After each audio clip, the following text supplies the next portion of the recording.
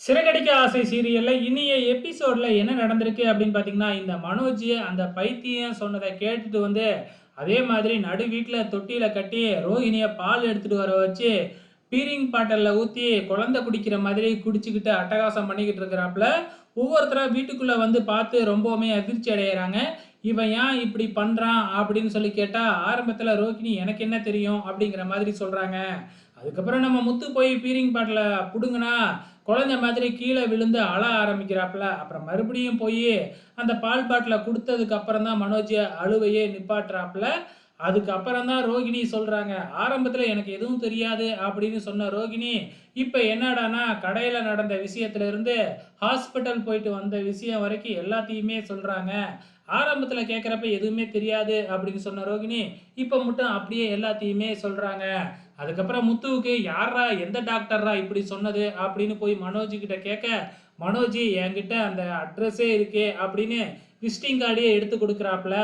அதுக்கப்புறம் என்ன, உடனே நம்ம முத்து அந்த டாக்டருக்கு ஃபோன் பண்ணா, இப்ப உண்மையான டாக்டரை ஃபோனை அட்டன் பண்ணி, இல்ல இல்ல காலையில அவர் பார்த்தது எங்க அப்பாவை தான். எங்க அப்பாவுக்கு வந்து மனநலம் பாதிக்கப்பட்டிருக்கு. ஸோ அவரை தான் பார்த்துட்டு வந்திருக்கிறாப்புல அப்படின்னு சொன்னதுக்கப்புறம், விஷயத்த முத்து வந்து சொன்னதுக்கப்புறம், நம்ம மனோஜ் அதிர்ச்சி அடையறாப்புல. அப்படின்னா நான் பார்த்தது டாக்டர் இல்லையா அப்படின்னு. அப்பதான் வந்து குழந்தை மாதிரி நடிச்சுக்கிட்டு இருந்ததுல இருந்து சுயநினைவுக்கே வராப்புல. அதுக்கப்புறம் என்ன, விஜயா துரத்தி துரத்தி நம்ம மனோஜ அடிக்க ஆரம்பிக்கிறாங்க.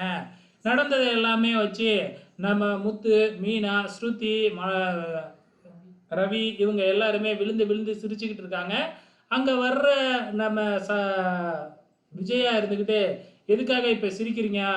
மனோஜ் எவ்வளோ பெரிய புத்திசாலி அப்படி இப்படின்னு மனோஜை உயர்த்தி பேச, இப்பவே அவன் எவ்வளோ பெரிய முட்டாள்னு நான் நிரூபிச்சு காமிக்கிறேன் அப்படின்னு சொல்லி, ஒரு டம்ளர்ல தண்ணிய ஊத்தி டைனிங் டேபிள்ல வச்சு, எடுக்க முடியாத மாதிரி நம்ம முத்து நடிச்சுக்கிட்டு இருக்கிறாப்புல. அங்கேருந்து மனோஜ கூப்பிட்டு, மனோஜ் கிட்ட இந்த டம்ளர் ஒட்டிக்கிச்சு எடுக்கவே முடியல அப்படின்னு சொன்ன உடனே, குடுகுடுன்னு ஓடுன மனோஜ் டப்புன்னு அதை பாறாங்கல்லு தூக்குற மாதிரி தூக்குறேன்னு கீழே விழுந்து மேலெல்லாம் தண்ணியை ஊற்றிக்கிட்டு கை கால்லாம் அடிபட்டு போயிடுது. ஸோ இப்போ பார்த்தீங்களா இவன் எவ்வளோ பெரிய அடிமுட்டாளாக இருக்கானே அப்படின்னு முத்து அம்மாவை பார்த்து சொல்லிக்கிட்டு இருக்கிறாங்க. அதுக்கப்புறம் மனோஜ் ரூமுக்குள்ளே போனால், ரோகிணி என்னாச்சுன்னு கேட்டால், இப்போ நடந்த விஷயத்தை தான் சொன்னா, ஏன் ஏமாந்தேன்னு அதுக்கு வேறையா திட்டுவா அப்படின்னு, கீழே விழுந்துட்டேன் அப்படின்னு பொய் சொல்லிடுறாப்புல.